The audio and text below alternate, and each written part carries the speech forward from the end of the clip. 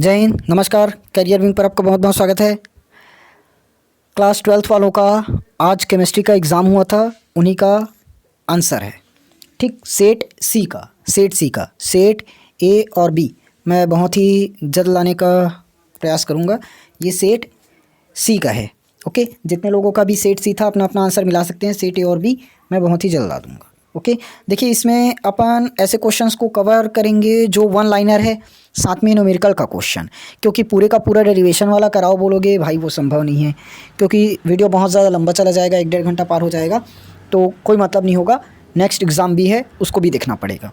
इसीलिए मैं सिर्फ इसमें वन लाइनर क्वेश्चन जो 1-1 नंबर 2-2 नंबर वाला है, एक लाइन में ख़त्म होता है, वैसे क्वेश्चंस को बताऊँगा, साथ में न्यूमेरिकल का क्वेश्चन करवा दूँगा। ओके, चलिए स्टार्ट करें। अब देखो इसमें जैसे परिभाषा वाला आएगा। अब बोलोगे सर परिभाषा वाला क्यों नहीं बताया, पूरा डेरिवेशन वाला क्यों नहीं बताया। मान लो नरनस्ट समीकरण आ गया था, नरनस्ट समीकरण निकाले क्यों नहीं, डेनियल से लाया था उसको क्यों नहीं निकाले। अब ऐसे क्वेश्चंस को कैसे कर सकते हैं बताओ, तो वो आप लोगों के ऊपर है ना। अपन शॉर्ट क्वेश्चंस करेंगे, चलिए देखते हैं। देखिए पहला ही क्वेश्चन मिला हमें, स्कंदन की परिभाषा बतानी है। देखो स्कंदन क्या होता है, परिभाषा बताऊँ? परिभाषा बता नहीं सकता। देखो छोटा सा रूप में आप लोग ऐसे लिख सकते हो, किसी भी कोलाइड विलयन का अवक्षेप में परिवर्तन की प्रक्रिया वही स्कंदन कहलाती है। इस तरह से बता सकते हैं। ओके, चलिए सेकंड क्वेश्चन में देखो, निम्न अभिक्रिया को पूर्ण कीजिए। ये C6H5 है और Cl है, HNO3 H2SO4 के साथ क्रिया कर रहे हैं। क्या बना सकता है ये, क्या बना सकता है? देखो सिंपल है, पता होगा सबको, पढ़ कर तो गए हैं। पढ़ कर नहीं गए हो वो लोग आंसर मिलाएंगे और अफसोस करेंगे क्या क्या बना रही हैं। देखो ये आएगा यहाँ पर एक बार ClNO2। ठीक, ये क्या हो जाएगा हमारा ऑर्थो क्लोरो नाइट्रोबेंजीन। एक बार क्या बन जाएगा, ये हो जाएगा हमारा NO2 और ये Cl, ये हो जाएगा पैराक्लोरोनाइट्रोबेंजीन। ओके, तो इसकी क्रिया जब कराओगे तो ऑर्थोक्लोरोनाइट्रोबेंजीन और पैराक्लोरोनाइट्रोबेंजीन बनाएगा। समझ में आ गया? ये कुछ इस तरह से दिखेगा, अच्छे से देख लो। ये हो गया हमारा ClNO2, सबसे पहले आर्थो पर जुड़ेगा, ये हो गया ऑर्थोक्लोरोनाइट्रोबेंजीन। उसके बाद क्या बनता, ये NO2 यहाँ जुड़ जाता और ये Cl, ऑर्थोक्लोरोनाइट्रोबेंजीन पैराक्लोरोनाइट्रोबेंजीन। ओके, चलिए आगे बढ़ते हैं। उसके बाद देखिए भाई, निम्न यौगिक का IUPAC बताइए। IUPAC बताना है, सिंपल IUPAC नामकरण आया है, देख लो 12th में भी, खैर एक ही नंबर का है लेकिन आया तो है। देखो ये कौन सा ग्रुप दिख रहा है, ये हमारा एक ग्रुप है और ये दूसरा ग्रुप है। इसको अपन R कहते हैं, इसको O कहते हैं, इसको भी R बोलते हैं। तो ROR बोले तो क्या है, ईथर है। क्या है, ईथर है। देखिए ध्यान से, अब यहाँ पर कितना कार्बन नजर आ रहा है, बोलोगे सर 2 कार्बन है। क्या है, 2 कार्बन। 2 कार्बन के लिए क्या लगेगा, एथ। क्या लगेगा, एथ। यहाँ पर भी 2 कार्बन के लिए क्या लगेगा, एथ। साथ में आई, क्या होता है, आई। समझ में? और ये है क्या चीज़, इथर। तो 2 बार इथाइल लगा है तो क्या हो जाएगा, डाई इथाइल इथर। ठीक, डाई इथाइल इथर, ये सही हो जाता। देखो मैं क्वेश्चन कराते कराते हो सके अगर एक आध क्वेश्चंस को मैं गलती से गलत बता दूं तो कमेंट बॉक्स पर मुझे भड़कना मत कि गलत सॉल्यूशन क्यों करवा रहे हो। पता नहीं है तो मत बनाओ करके। पता है एक आध जगह कोई गलती से मिस्टेक भी हो सकता है, लिखते लिखते ही हो सकता है, या बताने में कोई जगह मिस्टेक हो सकता है।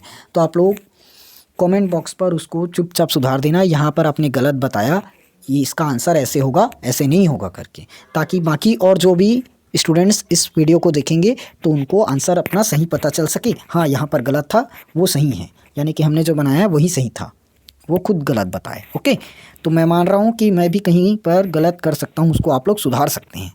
ठीक, ना कि ब्लेम करते बैठना कि गलत बता रहे हो करके। आप लोग के ऊपर है, आप लोग की जिम्मेदारी बनती है उसको सही करना। ठीक, चलिए चौथा क्वेश्चन में आते हैं। देखो क्या बोला है, निम्नलिखित यौगिकों को नाभिक स्नेही यौग अभिक्रियाओं में उनकी बढ़ती हुई अभिक्रियाशीलता के क्रम में व्यवस्थित कीजिए। ठीक, क्या बोला है, नाभिक स्नेही योग के बढ़ते हुए क्रम में। तो यहाँ पर क्या हो जाएगा आपका, ये नहीं, एथेनॉल सबसे बड़ा नहीं होगा, सबसे छोटा होगा, एथेनॉल आ जाएगा। एथेनॉल सबसे छोटा होगा, उसके बाद प्रोपेनॉल होगा, फिर प्रोपेनॉल के बाद प्रोपेनोन होगा। अरे ये तो लाइन से क्रम में ही दिया है, ये तो लाइन से ऑलरेडी क्रम में दिया है, सिर्फ चिन्ह लगाना था। अरे ये क्या हो रहा है, ठीक चिन्ह ही लगाना था।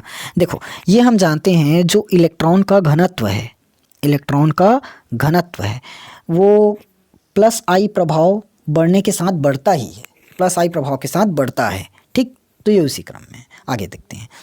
विटामिन बी की कमी से होने वाले एक रोग का नाम लिखिए। ये तो बायोलॉजी आगे लगता है, केमिस्ट्री भी, लेकिन है हमारा एक चैप्टर है ना, एक चैप्टर कौन सा है, जैवाणु। चैप्टर नंबर 1 कटने के बाद वो 14 हो गया शायद, जैवाणु। जैवाणु में है ना,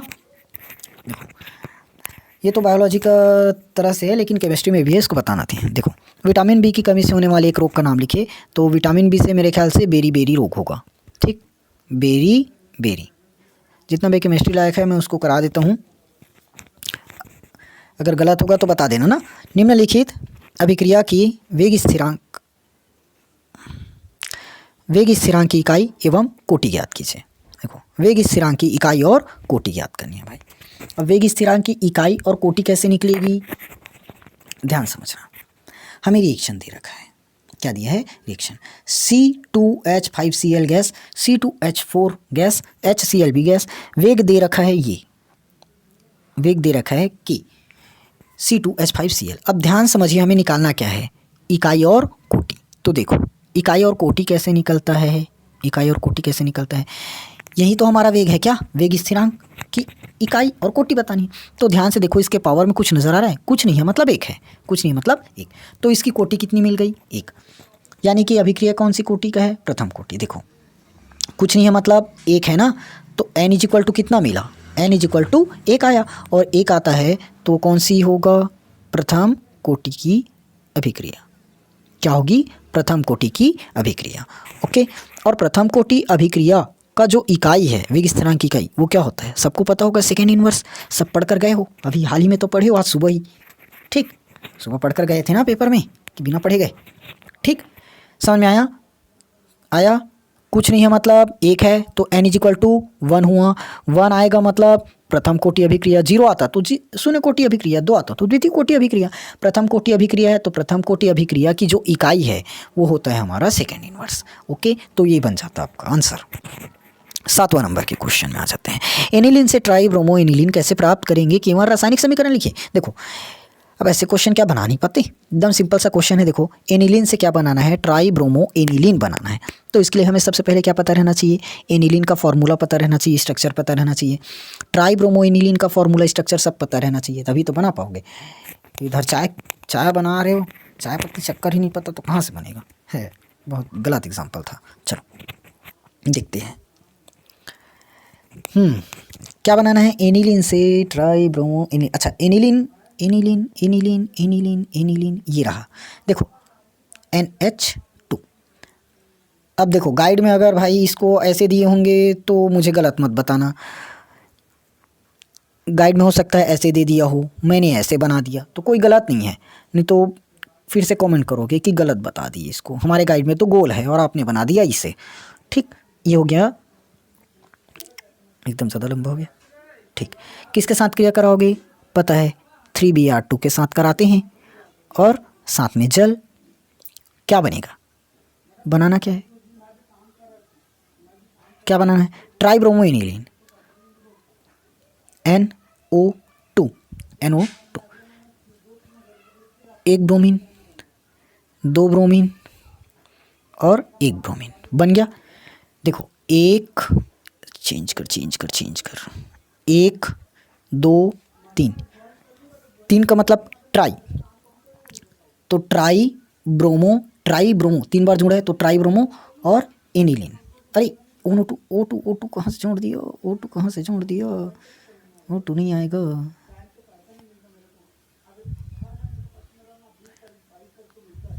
NH2, ठीक, NH2 समझ में आया, यहाँ सुधार लेना, NO2 नहीं है H2O है। ओके, अच्छा प्लस में अलग क्या हो जाता, तो 3 बार Br जुड़ चुका है, 3 बार Br, और हमारे पास टोटल क्या है 6 बार, तो क्या बचा, 3 बार Br बचा तो 3Br। ओके, 1 बार H बचा, समझ में आया, तो ये होगा। उसके बाद देखो भाई X5 डेस प्रकार के अंतर हैलोजन यौगिक के 2 उदाहरण दीजिए। तो इसका एग्जाम्पल एकदम सिंपल है, कुछ भी बनाओ, मैं बता देता हूँ BRF5 ये हो जाएगा एक हो जाएगा हमारा IF5। अब देखो आप लोग बना कर आए होंगे दूसरा चीज़ होगा इस चीज़ का, और मैं बता रहा हूँ ये चीज़, तो बोलोगे सर हमने तो ये बनाया आप गलत बता दिए या हमने गलत बना लिया। ऐसा नहीं है, उदाहरण तो उसी का है, उदाहरण चाहे कुछ भी बनाओ, BRF5 बनाए, IF5 बना रहे हो अपने हिसाब से, ठीक, कुछ भी बना सकते हो, या गाइड में हो सकता है अलग दिया हो, इसका कोई दूसरा एग्जाम्पल लिए हो, तो मुझे अच्छा लगा तो मैंने ये दोनों एग्जाम्पल ले लिया, ठीक, तो वो कोई गलत नहीं है, ठीक। तो कमेंट बॉक्स पर कमेंट मत करते रहना गलत है करके। अच्छा हाँ, इस पर संकरण बता पाओगे क्या, क्या होता है sp3d3, नहीं D2 sp3d2 होगा, ठीक, खैर पूछा नहीं था। आगे अब देखो सैंड-मेयर अभिक्रिया को समीकरण से समझाइए। सैंड-मेयर अभिक्रिया क्या बताने की चीज़ है? सैंड-मेयर अभिक्रिया अगर केमिस्ट्री में इसको पढ़कर नहीं गए तो केमिस्ट्री में क्या ही पढ़ कर गए, पूरा का पूरा 30 से 40 नेम रिएक्शन था ना, ज़्यादा भी है, तो पूरे का पूरा अगर नेम रिएक्शन ही नहीं पढ़े तो क्या पढ़े हो। इस सैंड-मेयर रिएक्शन को मैं नहीं बताऊँगा, टाइम बच जाएगा। न्यूमेरिकल के क्वेश्चन पढ़ाते देखिए। यूरिया आणविक द्रव्यमान 60 के 0.25 मोलल 2.5 किलोग्राम जलीय 2.5 किलोग्राम जलीय विलयन बनाने के लिए आवश्यक यूरिया के द्रव्यमान की गणना कीजिए, ठीक, ये था। यहाँ पर ध्यान समझना, मस्त क्वेश्चन है। देखो यूरिया आणविक द्रव्यमान 60 दे दिया, देखो यहाँ पर प्लस पॉइंट ये है हमें आणविक द्रव्यमान निकालने के लिए मेहनत नहीं करनी पड़ेगी, आणविक द्रव्यमान हमें पहले दे रखा है। कारण देखो अगर आणविक द्रव्यमान नहीं दिया रहता तो हमें आणविक द्रव्यमान पता करना पड़ता, उसके लिए हमें यूरिया का फॉर्मूला पता रहना चाहिए, यूरिया का फॉर्मूला ही नहीं पता तो कहाँ से निकलेगा भाई। यूरिया का फॉर्मूला क्या है, फॉर्मूला पता है, यूरिया का फॉर्मूला बताओ क्या है, NH2CO NH2, इसकी मदद से आणविक द्रव्यमान निकलते। सबसे पहले इसका निकलता, सबका अणुभार निकलते, उसके बाद आणविक द्रव्यमान निकलता। ओके, तो इस तरह से करना पड़ता, समझ में आ गया। लेकिन अपने को क्वेश्चन में निकाल कर दे दिया, मेहनत नहीं करने बोला है, साफ साफ एग्जामिनर ने बोला है आलसी हो मेहनत मत करो, हम दे देते हैं निकाल कर। यूरिया दे दिया आणविक द्रव्यमान, ठीक है। उसके बाद कि 0.25 मोलल दिया है, यानी कि हमारा क्या है मोललता। 2.5 किलोग्राम जलीय विलयन बनाने के लिए आवश्यक यूरिया के द्रव्यमान की गणना कीजिए। 2.5 किलोग्राम, अब ध्यान से ही समझना, मेन कन्फ्यूजन वाली बात यही है। आणविक द्रव्यमान दे रखा, मोललता भी दे रखा, अब यहाँ पर किलोग्राम में दिए है। हम जानते हैं सभी यूनिट्स को अपने को बदलना पड़ेगा, किलोग्राम में नहीं रह सकता, छोटे यूनिट में बदलो। क्या होगा, इसको बदलना पड़ेगा, किलोग्राम को किस में बदलेंगे, ग्राम में, किलोग्राम को ग्राम में। अब देखो 2.5 बराबर कितना ग्राम होगा, 2.5 kg 2.5 किलो बराबर कितना ग्राम होगा, नहीं पता, सिंपल लाइफ में रिलेट करके देख लो, मिल जाएगा। और नहीं पता तो बता देते हैं, देखो 1 किलोग्राम में सभी को पता होगा 1000 ग्राम आता है। 2.5 किलो लाओ बोलेगा, 2.5 किलो टमाटर लाओ बाजार से, तो क्या करके आओगे, 2.5 ग्राम पकड़ कर मत आना। देखो 1 किलोग्राम में 1000 होता है ग्राम, तो 2.5 किलोग्राम में 2.5 इंटू 1000 हो जाएगा, 2.5 इंटू 1000 हो जाएगा, तो ये आ जाएगा 25 से कम 25 गुणा करने तो आता है 25 से कम 25, 1 3 0 है, 3 0 लगाओ, एक अंक बाद पॉइंट है, एक अंक बाद पॉइंट लगाओ, यानी कि 250 ग्राम, ठीक। कितना आया टोटल, 250 ग्राम। समझ में आया, समझ में आया, आया सर आया।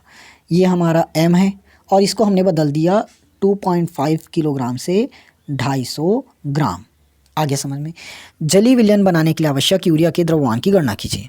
यूरिया का द्रव्यमान निकालना है, ठीक।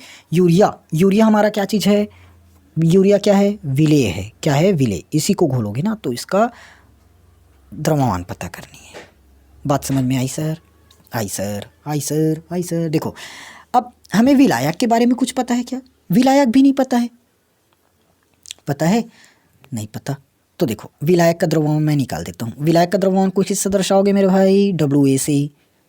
अच्छा एक मिनट, यहाँ में मोललता तो दे रखा है ना, तो मोललता का फॉर्मूला लगाओ ना, क्या होता है WB divided by MB, into में 1000 इंटू में WA। देखो अब इसको गाइड में अलग तरीके से बनाए होंगे, आपके सर अलग तरीके से बताए होंगे, आप पढ़े होंगे अलग तरीके से, मैं वैसे नहीं बताने वाला, शॉर्ट में बता रहा हूँ। देखिए मैं ऐसे ही बताता हूँ हर बार।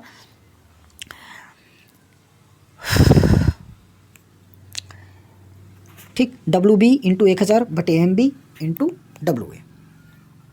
1 किलोग्राम विलयन में उपस्थित विलेय के मोलों की संख्या। 1 किलोग्राम विलयन में उपस्थित विलेय के मोल, विलेय मतलब B, बी, तो विलेय का मोल मतलब N बराबर W/M, विलेय मतलब बी। ठीक, खैर उतना ज़्यादा डिटेल में नहीं जाएंगे, ये फार्मूला है, इसको रट लो। ठीक, ये हो गया। अब देखो इसके अनुसार क्या क्या पता है अपने को। WB पता है क्या? WB पता है? नहीं, वही तो ज्ञात करो। WB ज्ञात करना है ना। चलिए, उसके बाद 1000 दे रखा है, पता है। MB आणविक द्रव्यमान दे रखा है। WA भी नहीं पता। अब WA निकालो ना मेरे भाई, WA निकालो ना मुन्नो। WA कैसे निकलेगा? देखो 2500 ग्राम है। अपन मान लेते हैं X। क्या मान देंगे? X, जो निकालना है उसी को ना। ठीक, तो जो WA है, WA इसका क्या निकल जाएगा? 2500 ग्राम में से इस X ग्राम को घटा दो, WA पता चल जाएगा। WA का मतलब क्या है? विलायक का द्रव्यमान। क्या होगा? विलायक का द्रव्यमान। हमने विलेय के द्रव्यमान को मान दिया क्योंकि WB पता नहीं है ना, और WA भी नहीं पता। तो अपन क्या कर दिए? विलेय के द्रव्यमान को क्या कर दिए? X मान दिए। तो क्या हो जाएगा इसमें? इसको घटा दो, निकल जाएगा WA। ओके, समझ में आ गया सर। 2500 माइनस X, WA का मान क्या है? 2500 माइनस X, पुट कर दो सीधा। अच्छा, मैं इसको मिटा दूं क्या? ऊपर में लिख देता हूँ। ये मेरा M है और ये 250। अच्छा, किलोग्राम किस में बदल चुका है? ग्राम में। फार्मूला मैंने बता दिया, M बराबर WB/MB इंटू 1000 इंटू WA का मान अपन जान गए 250 माइनस X, 2500 माइनस X। ठीक, 2500 माइनस X, पुट करो सीधा। M का मान दे रखा है 0.25। WB निकालो, X माने हो गया, इंटू में 1000, डिवाइड में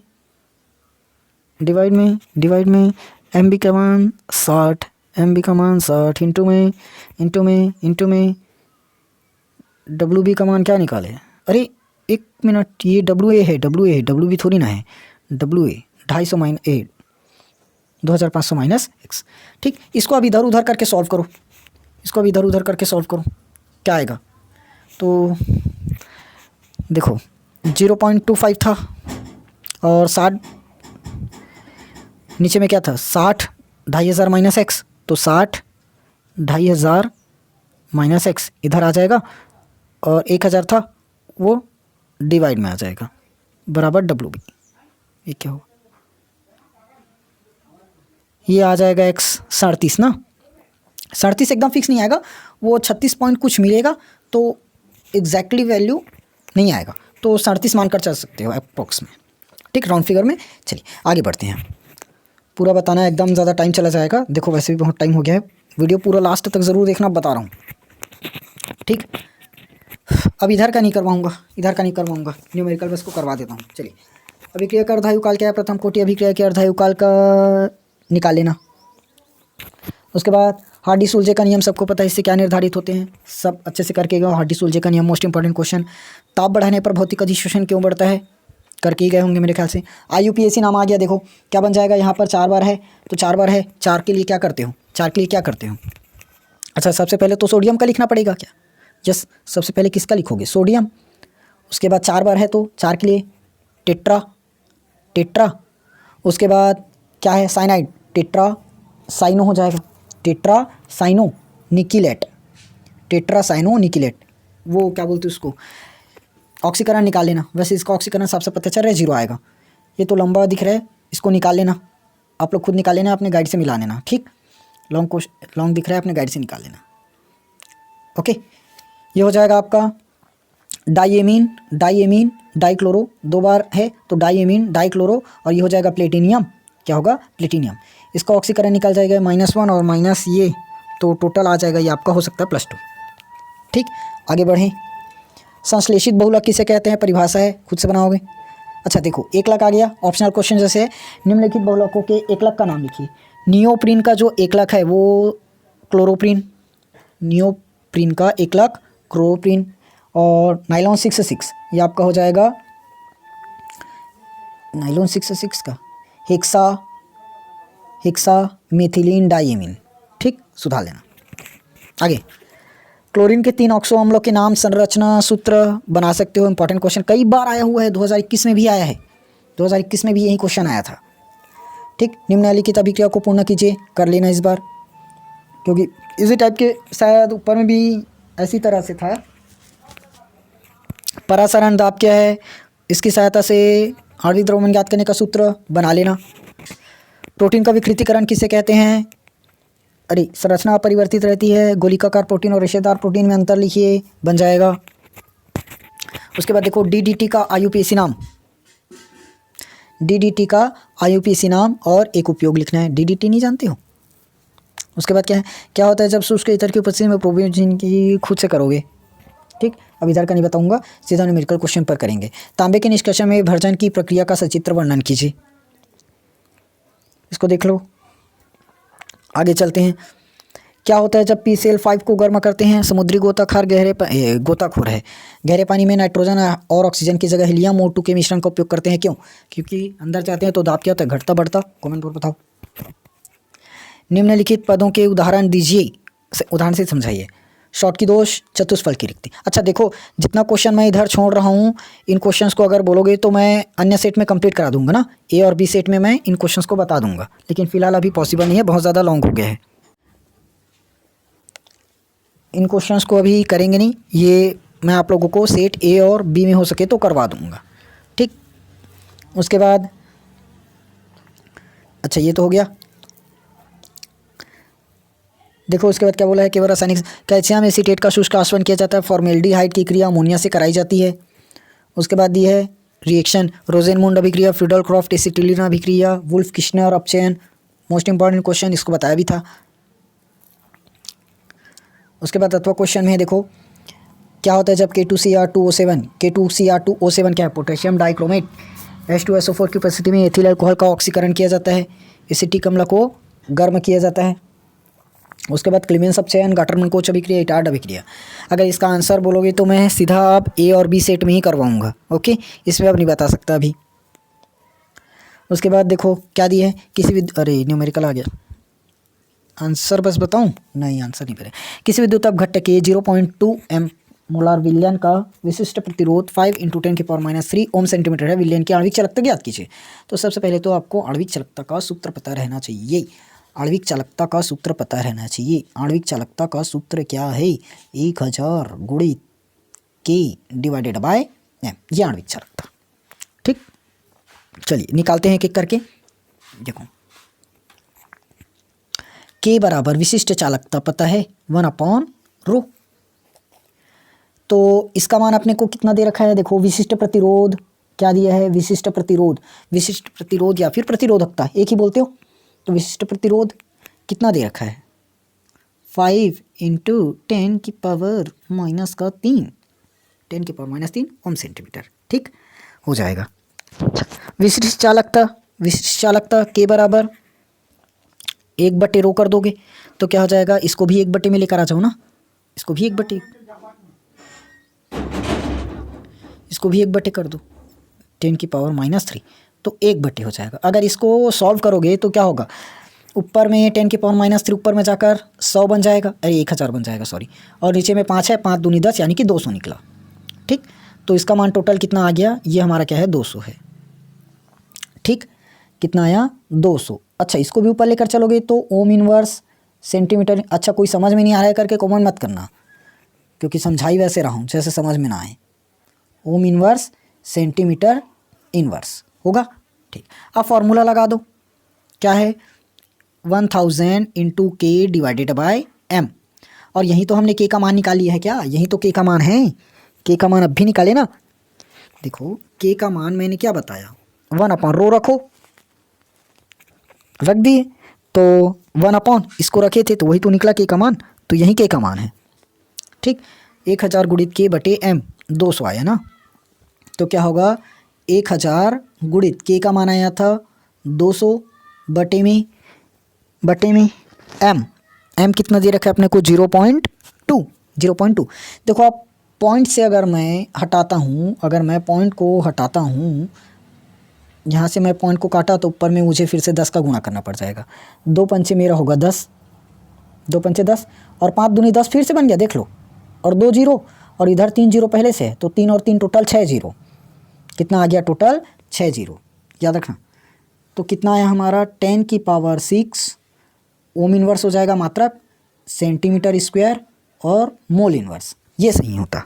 ओके, अब देखो मानक हाइड्रोजन इलेक्ट्रोड का नामांकित चित्र बनाकर उसको समझाना है, तो इसको क्या समझाते रहूँगा। आगे बढ़ते हैं। यहाँ देखो 0.5 नॉर्मल लवण विलयन में 20 सेंटीमीटर दूरी पर 2 प्लेटिनम इलेक्ट्रोडों को रखा गया है। इनके अनुप्रस्थ काट का क्षेत्रफल 4 सेंटीमीटर स्क्वायर तथा प्रतिरोध 25 ओम है। प्रतिरोध कितना दे रखा है? 25 ओम दे रखा है। ठीक है, प्रतिरोध 25 ओम है। तुल्यांकी चालकता ज्ञात कीजिए। अब हमें तुल्यांकी चालकता पता रहना चाहिए। तो तुल्यांकी चालकता क्या है? 1000, सेम है, नो बदलाव। उसमें 1000 गुणित के किए थे, इसमें भी तो 1000 गुणित के करेंगे। बटे में वहाँ पर एन था, यहाँ पर तुल्यांकी चालकता, इसलिए एन आ जाएगा। ठीक आया। अच्छा, 20 सेंटीमीटर दूरी पर दिया है, मतलब एल दे दिया है। प्लेटिनम इलेक्ट्रोड को रखा गया है। अनुप्रस्थ काट का क्षेत्रफल 4 सेंटीमीटर स्क्वायर, प्रतिरोध 25 ओम दे रखा है। प्रतिरोध का मतलब सब वैल्यू तो दे दी है, क्या बचा? सब वैल्यू दे दी है, क्या बचा? एल बराबर मुझे यहाँ पर दे रखा है 20, एल बराबर 20। क्षेत्रफल दे रखा है कितना? 4 सेंटीमीटर स्क्वायर, मात्रक को नहीं लिख रहा हूँ। आर बराबर कितना दे रखा है? 25। ठीक, मैं मात्रक नहीं लिख रहा हूँ ना, मात्रक नहीं लिख रहा हूँ, ध्यान से सुनना। तुल्यांकी चालकता ज्ञात कीजिए। फॉर्मूला मैंने बता दिया, 1000 गुणित के करो, 1000 गुणित के कर दो, बटे में एम एम बोलता हूँ, क्या आएगा? एन बटे में एन। आ गया समझ में? ठीक भाई, अब हमें के का मान चाहिए। क्या चाहिए? के का मान चाहिए। अब बताओ के का मान निकलेगा, के मतलब तो स्थिरांक है, तो कैसे निकलेगा? देखो, जानते हो जो प्रतिरोध है क्या होता है? लंबाई के अनुक्रमानुपाती होता है, लंबाई के अनुक्रमानुपाती, और क्षेत्रफल के व्युत्क्रमानुपाती। क्षेत्रफल की क्या होता है? व्युत्क्रमानुपाती। तभी तो हमारा RA/L निकलता है विशिष्ट प्रतिरोध। ठीक आता है। तो फाइनल अगर मैं यहाँ से के का मान निकालूँ, शॉर्ट में निकाल रहा हूँ ना मैं, आप लोग देख लेना। आप के बराबर मैं डायरेक्ट लगा देता हूँ, क्या हो जाएगा? 1/R हो जाएगा अगर पलटी की, L/A। सब करने आ जाएगा, इसको मैथमेटिकल है थोड़ा सा, यहाँ पर मैं शॉर्ट में कर रहा हूँ। 1/R का मान मुझे दे रखा है 25 गुणित L का मान दे रखा है 20, क्षेत्रफल का मान दे रखा है 4, तो ये 4 पंचे 20 और 5 पंचे 25, मतलब टोटल आया हमारा, अरे 4 चौक 16, 4 पंचे 20। ठीक, 5 आया, मिला लो ना एक बार। 1/R का मान दे रखा है 25 और गुणित L का मान दे रखा है 20, A का मान 4, तो 4 पंचे 20 हो जाएगा, 4 पंचे 20 और R 25, तो 5 पंचे 25, 1/5 आया। 1/5 का मतलब क्या है? 0.25। अरे सॉरी 0.2 बस होगा ना, 5 शून्य शून्य कर दोगे, फिर 5 दूनी 10, 0.2 बस आएगा। ठीक, 0.2, ये क्या आया? के का मान। ओके, तो निकालो, के इंटू 1000 करो, के का मान 0.2 गुणित 1000 बटे में एन लगाते हो, एन का मान दिया है 0.5। तो देखो पॉइंट के बाद एक अंक कट गया। अब यहाँ से बस भाग करना है, 5 दूनी 10 हो जाएगा और 2 बार 0 आ जाएगा। 5 दूनी 10, 2 बार 0, अरे ज़्यादा कर दिया क्या? 5 दूनी 10 हो गया और 2 बार 0 हो गया। ठीक, 200 पंचे 1000 और 2 दूनी 4, 400, यानी कि 4 × 10⁻²। ओके, 4 × 10⁻²। अब देख लेना, एक आध जगह अगर मैं मिस्टेक किया हूँ तो उसको सुधार लेना ना अपन खुद से। उसके बाद देखो Cu2+ का इलेक्ट्रॉनिक विन्यास लिखते हो, समझाइए दोनों में से कौन रंगीन है और क्यों? समझाऊं? नहीं, टाइम हो गया है, बहुत ज़्यादा लंबा चला जाएगा वीडियो। अब देख लेना, इसको मैं सेट बी और ए में कंप्लीट करवा दूंगा। ओके, देखो उसके बाद क्या आया था क्वेश्चन? पोटेशियम परमैंगनेट बनाने की क्रियाविधि का समीकरण Fe2+ Fe3 में इलेक्ट्रॉनिक विन्यास लिखिए और समझाइए कौन अधिक अनुचुंबकीय है। ठीक, ये था हमारा सेट सी का पूरा टोटल सोल्यूशन। अब बाकी जितना क्वेश्चन बचा है उसको मैं सेट ए में कवर करने की कोशिश करूँगा, या तो सेट बी में। ठीक, चलिए अपना आंसर मिला लेना, कितना क्वेश्चन आप लोगों का बना, कितना क्वेश्चन नहीं बना, कमेंट बॉक्स पर ज़रूर बताना। और कोई क्वेश्चन मैंने गलत बताया तो उसको सुधार देना। ओके, अगर वीडियो अच्छी लगी तो वीडियो को लाइक ज़रूर करना और अपने दोस्तों के साथ शेयर करना। चैनल को सब्सक्राइब कर लेना। आने वाले सभी पेपर का क्वेश्चन पेपर उसका सोल्यूशन इस चैनल पर मिल जाएगा। वैसे भी एक ही पेपर बचा आप लोगों का, मैथमेटिक्स का और बायो का। बायो का तो मैं नहीं करवाऊँगा, मैथ्स वालों का करवा दूँगा, ठीक। और सेट बी और ए जल्द आएगा। जिनका जिनका सेट बी और ए था वो लोग सेट सी का पेपर देख सकते हैं कि सेट सी का पेपर कैसे आया था। नहीं तो सब बोलते हो ये पेपर कठिन था, वो कठिन था, रहता सब एक ही है, देख लेना आप, ठीक। चलिए मिलेंगे हम लोग नेक्स्ट वीडियो में सेट ए या बी के साथ।